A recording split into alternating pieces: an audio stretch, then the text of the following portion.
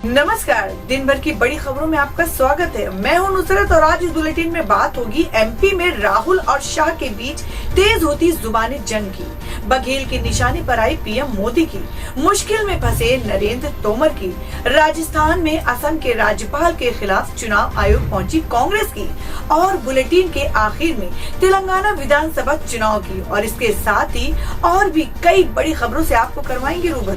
लेकिन तमाम बड़ी खबरों से पहले एक नजर सुर्खियों पर। पश्चिम बंगाल की टीएमसी सांसद महुआ मोइत्रा को मिली बड़ी जिम्मेदारी। मोइत्रा को कृष्णनगर पार्टी जिलाध्यक्ष बनाया गया। जिलाध्यक्ष की नियुक्ति पर महुआ ने सीएम ममता का जताया आभार। मणिपुर हिंसा को लेकर गृह मंत्रालय का बड़ा एक्शन। पीपल लिबरेशन आर्मी समेत 9 संगठनों को 5 साल के लिए किया गया बैंड। और 6 साल तक ब्रिटेन पीएम रहे डेविड कैमरन बने नए विदेश मंत्री। पीएम ऋषि सुनक ने कैबिनेट में किया फेरबदल। पीएम ने गृह मंत्री सुएला ब्रेवरमैन को किया बर्खास्त। शेयर बाजार में गिरावट। सेंसेक्स 326 अंकों की गिरावट के साथ 64,924 पर हुआ बंद। निफ्टी 82 अंकों की गिरावट के साथ 19,444 पर हुआ बंद। ये तो थी सुर्खियां और अब बात कर लेते हैं आज की पहली बड़ी खबर की। कैश फॉर क्वेरी विवाद में घिरी महुआ मोइत्रा को ममता बनर्जी का साथ। टीएमसी में मिली एक और जिम्मेदारी। जी हां, कैश फॉर क्वेरी विवाद के बीच लोकसभा सांसद महुआ मोइत्रा को तृणमूल कांग्रेस नेतृत्व ने संगठन में अहम हिस्सेदारी दी है। टीएमसी सांसद महुआ मोइत्रा को कृष्णनगर नदिया उत्तर का जिला अध्यक्ष नियुक्त किया गया है, जो उनके लोकसभा क्षेत्र के अंतर्गत आता है। सांसद महुआ मोइत्रा ने नई जिम्मेदारी दिए जाने पर पश्चिम बंगाल की मुख्यमंत्री और पार्टी सुप्रीमो ममता बनर्जी का आभार व्यक्त किया है और इसके बाद माना जा रहा है कि कैश फॉर क्वेरी विवाद में पार्टी ने महुआ के साथ खड़े होने के संकेत दिए हैं। जिला अध्यक्ष की जिम्मेदारी सौंपे जाने के बाद महुआ ने ट्वीट कर कहा है कि कृष्णनगर का जिला अध्यक्ष नियुक्त करने के लिए ममता बनर्जी और पार्टी को धन्यवाद। मैं कृष्णनगर के लोगों के लिए पार्टी के साथ हमेशा काम करूंगी। और इसके अलावा चोपड़ा के विधायक रुकबा नूर रहमान को भी अध्यक्ष बनाया गया है।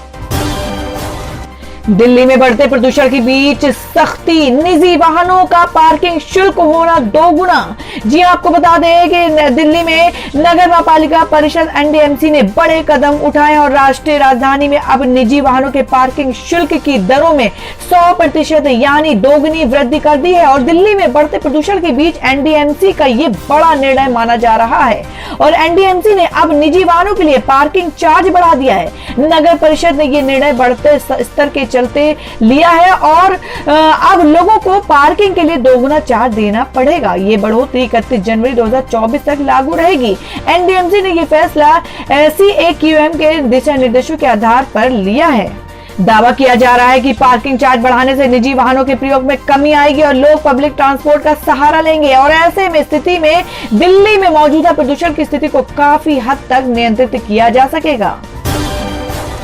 इजराइल के सपोर्ट में आए सऊदी अरब समेत कई मुस्लिम देश तेल अवीव के खिलाफ इस प्रस्ताव को नहीं होने दिया पास। जी हां, बात करें कि गाजा पर इजरायली हमले के विरोध में रियाद में शनिवार को एक बड़े सम्मेलन का आयोजन हुआ था और इस आयोजन में मुस्लिम देशों ने इजराइल के जवाबी हमले की भी निंदा की और शीघ्र युद्ध विराम का आह्वान किया। और इस सम्मेलन के दौरान ईरान सहित कई मुस्लिम देशों ने फिलिस्तीनी आतंकवादी समूह हमास के लिए समर्थन व्यक्त करते हुए इस्लामिक देशों से तेल अवीव से सभी संबंधों को खत्म करने की मांग की थी। लेकिन अब इस सम्मेलन को लेकर ऐसी खबर आ रही है कि सऊदी अरब ने इजराइल के साथ सभी तरह के संबंधों को खत्म करने को लेकर पेश किए गए प्रस्ताव को पास होने से रोक दिया है।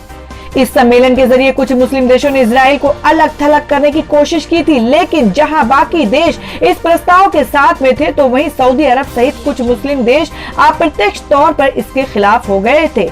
और मीडिया रिपोर्ट्स में ऐसा दावा किया जा रहा है कि सऊदी अरब के साथ साथ संयुक्त अरब अमीरात समेत 7 मुस्लिम देश इस प्रस्ताव के विरोध में खड़े हो गए हैं, जिसके बाद इजराइल के खिलाफ संपूर्ण बहिष्कार का प्रस्ताव पास नहीं हो पाया है। पीएम मोदी ने उठाए कई सवाल। कहा, कांग्रेस के गणितबाज बताएं मुख्यमंत्री को सट्टेबाजी घोटाले में से कितना पैसा मिला।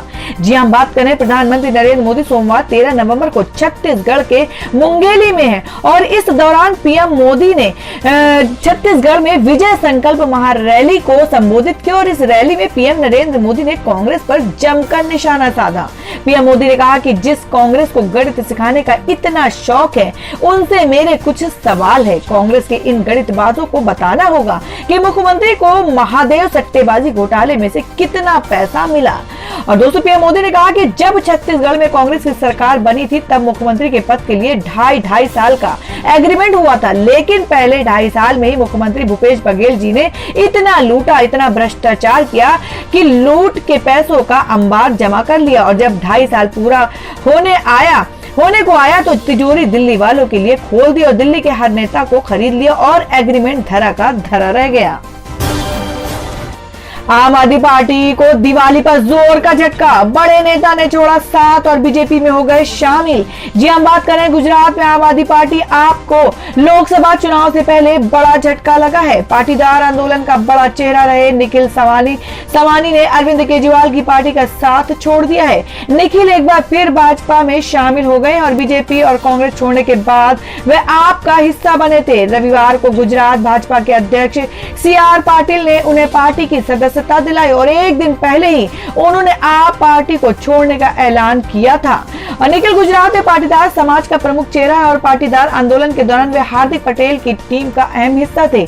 निखिल सावनी के इस्तीफे को लोकसभा चुनाव से पहले आम आदमी पार्टी के लिए बड़ा झटका माना जा रहा है।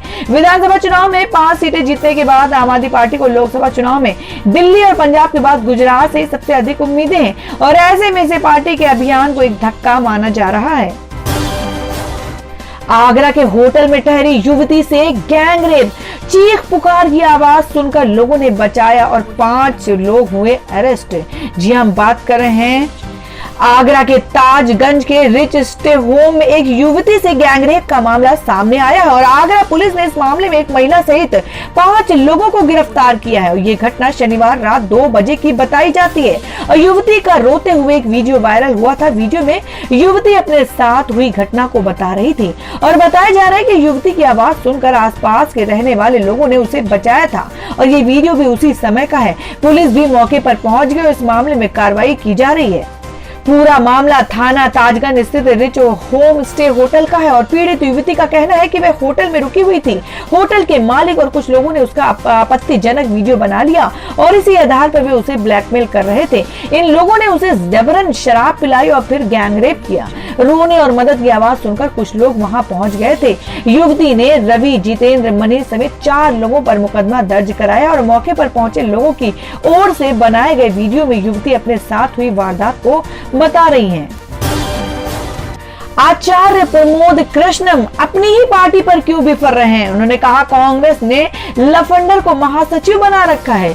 जी हम बात कर रहे हैं कांग्रेस नेता आचार्य प्रमोद कृष्णम पिछले कुछ दिनों से अपनी ही पार्टी के खिलाफ मोर्चा खोले हुए हैं और इस क्रम में उन्होंने अब पार्टी के एक महासचिव पर निशाना साधा है और उन्होंने पार्टी नेता के साथ ही पार्टी के निर्णय पर भी सवाल उठाए हैं। कांग्रेस नेता आचार्य प्रमोद कृष्णम पार्टी के बड़े नेताओं के खिलाफ लगातार बयान देकर सुर्खियों में बने हुए हैं। कांग्रेस नेताओं को राम मंदिर और भगवान राम का विरोधी बताने के अब उन्होंने पार्टी के महासचिव पर निशाना साधा है। आचार्य प्रमोद कृष्ण ने ट्वीट कर कहा है कि कांग्रेस के भाग्य की विडंबना यही है कि एक ऐसे लफंडर को पार्टी का महासचिव बना रखा है जिसने राज्यसभा के चुनाव में विधायक रहते हुए भाजपा के उम्मीदवार और जी न्यूज के मालिक सुभाष चंद्रा को जितवाने का पाप सिर्फ एक अश्लील सीडी के प्रसारण को रुकवाने के लिए किया। सलमान खान की करियर की सबसे बड़ी ओपनर बनी टाइगर 3। दिवाली पर 100 करोड़ के करीब पहुंची फिल्म। जी हम बात कर रहे हैं कि सुपरस्टार सलमान खान की फिल्म टाइगर 3 का देश में नहीं बल्कि विदेशों में भी डंका बज रहा है और ये उनके करियर की हाईएस्ट ओपनर फिल्म साबित हुई है। और दोस्तों आपको बता दें सलमान खान और कैटरीना कैफ की फिल्म टाइगर 3 बॉक्स ऑफिस पर धुआंधार कमाई कर रही और ये सलमान खान के करियर की अब तक की सबसे ज्यादा ओपनिंग वाली फिल्म बन गई और देश में नहीं बल्कि विदेशों में भी टाइगर 3 का डंका बज रहा है और अब फिल्म में वर्ल्ड वाइड कलेक्शन का आंकड़ा सामने आ गया है, जिसे जानकर सलमान खान के फैंस खुशी से झूम उठेंगे। जी हां दोस्तों, यश राज फिल्म्स ने ऑफिशियल इंस्टाग्राम हैंडल पर एक पोस्ट शेयर करते हुए टाइगर 3 के वर्ल्ड वाइड कलेक्शन की जानकारी दी गई है, जिसके अनुसार दिवाली के दिन टाइगर 3 ने दुनिया भर में 94 करोड़ रुपए का कलेक्शन किया है और ये सिनेमा के इतिहास में पहली बॉलीवुड फिल्म है जिसने दिवाली के दिन सबसे ज्यादा बिजनेस किया है। उत्तर प्रदेश में रहस्यमय बुखार की दस्तक, लक्षण निमोनिया जैसे हालात बिगड़ते ही अस्पताल पहुंच रहे मरीज। जी हम बात कर रहे हैं उत्तर प्रदेश में डेंगू मलेरिया के बाद अब एक बार फिर से निमोनिया लोगों को अपनी चपेट में ले रहा है।